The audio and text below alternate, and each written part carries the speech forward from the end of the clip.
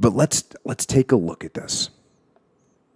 This famous speech in Henry V, the play of the same name.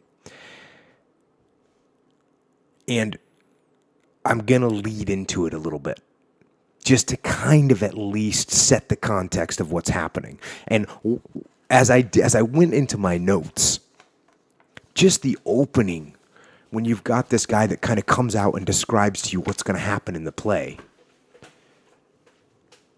and he kind of introduces Henry, and they call him Harry. And he introduces him with this line: "Then should the warlike Harry, like himself, assume the port of Mars, and at his heels, leashed in like hounds, should famine, sword, and fire crouch for employment." So if you break that down, first of all, he's coming out of the gate, he's saying Harry is warlike, which means he's fond of war and skilled in it and equipped for it. And in a more literal meaning, it's saying Henry is like war himself,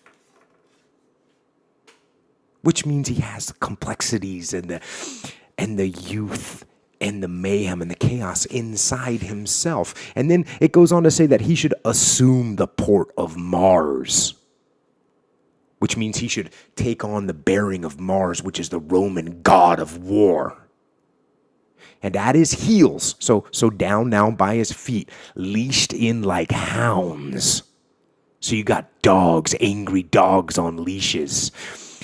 And those dogs are famine, sword, and fire. And in those days, that was war. Because when you did siege warfare on somebody and you locked down their castle, you starved them. And once they were weakened, you burned their castle and then used the sword to finish them off. So he had those dogs of war at his side, and they were crouched for employment. If you can imagine a pit bull just tense and coiled like a spring, ready to pounce.